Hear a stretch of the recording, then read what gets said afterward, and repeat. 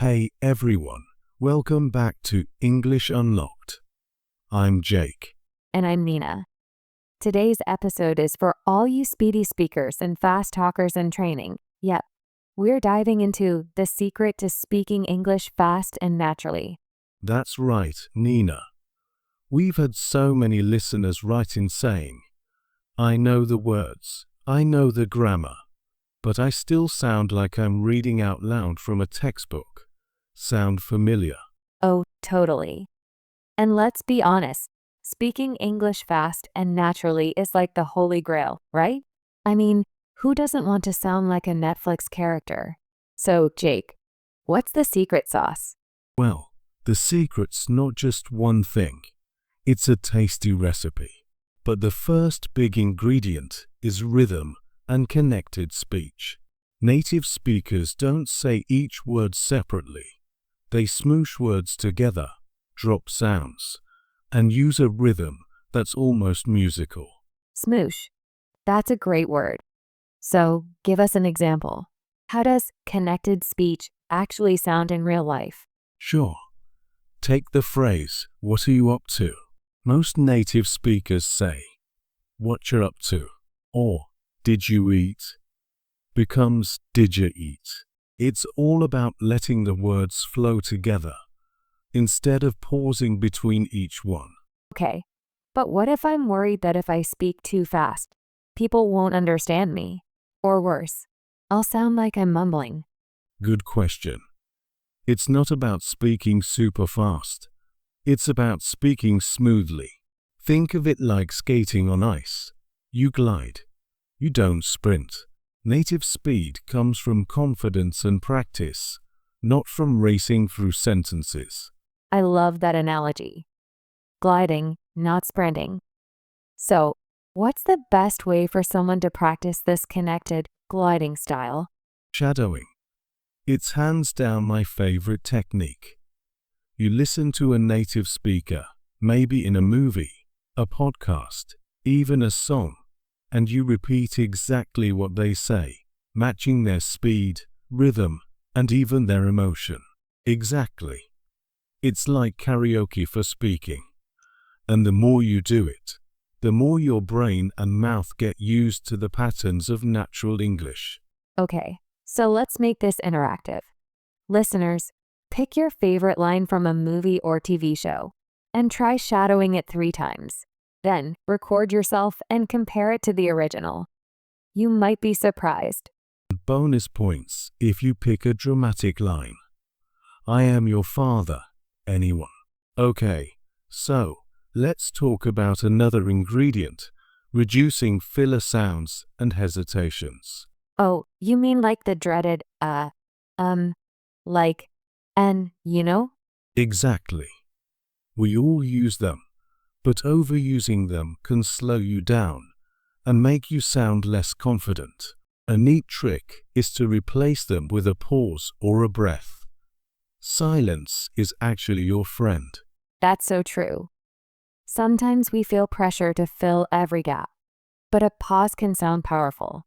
Jake, have you ever had a language fail because of a weird pause? Oh, absolutely. Once I paused too long while introducing myself in French, and everyone thought I'd forgotten my own name. Hi, I'm Jake. The look on their faces was priceless. That's hilarious. I've definitely had moments where my brain froze and I ended up saying something totally bizarre. Like, I wanted to say, I'm hungry in Spanish and ended up announcing, I am Manuel. My friends still tease me about that. Classic. But honestly, that's part of the journey.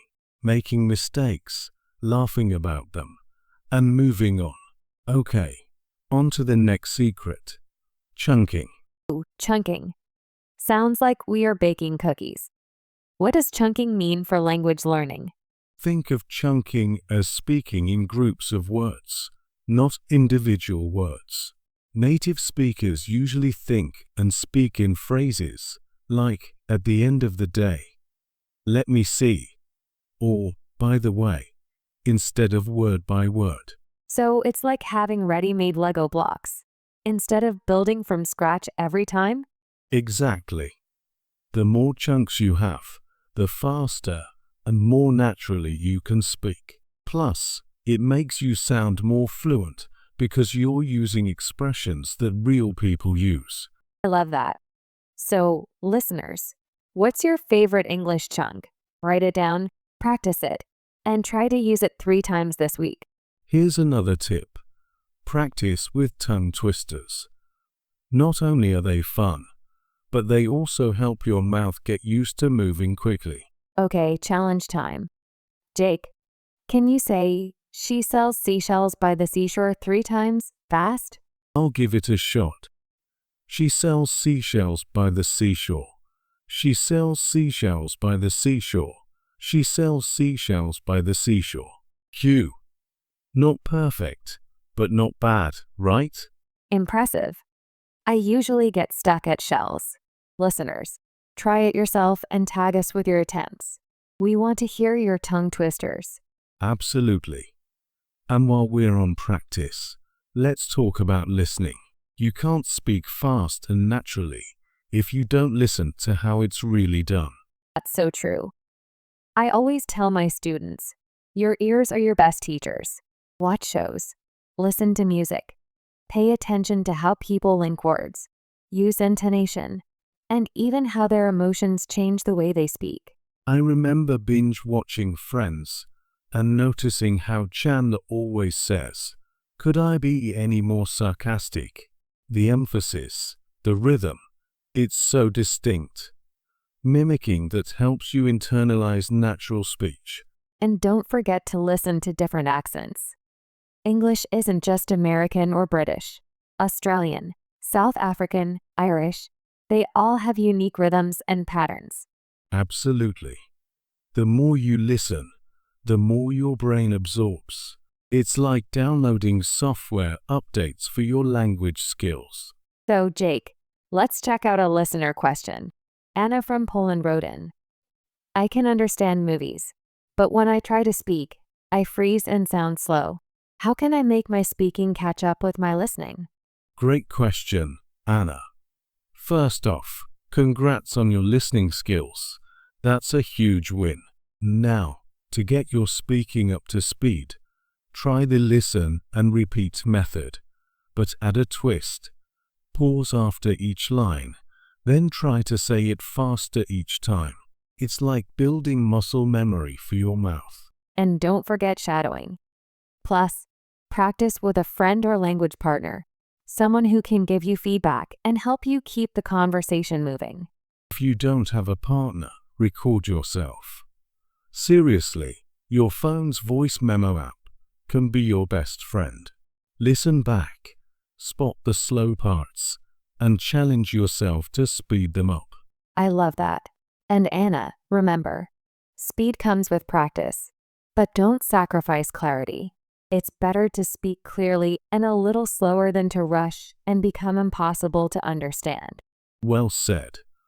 And that brings us to a classic language fail story. Nina, got any funny ones? Oh, definitely. When I was learning Italian, I tried to say, I'm excited, but I accidentally said, I'm pregnant. My friend's face was priceless. We laughed for days. That's a classic.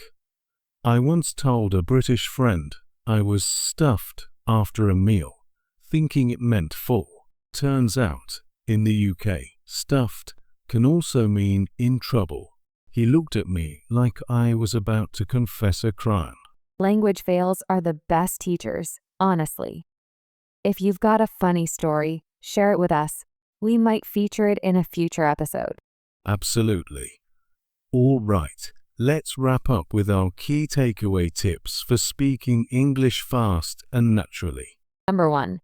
Practice connected speech. Link your words, drop unnecessary sounds, and glide, don't sprint. Number 2. Use chunking. Learn and practice common phrases, not just single words. Number 3. Shadow native speakers. Imitate their rhythm, intonation, and speed, karaoke style. Number 4. Listen, listen, listen. Absorb as much natural English as you can. in all its wonderful accents. And number 5, don't fear mistakes. Laugh, learn, and keep going. Your brain and your mouth will catch up. We hope you found these tips helpful. And remember, sounding fast and natural is a journey, not a race. If you enjoyed today's episode, please follow us, share with your friends, and subscribe so you never miss an episode. And don't forget to send us your funniest language fails. Thanks for listening to English Unlocked. Keep practicing, keep laughing, and keep unlocking your English.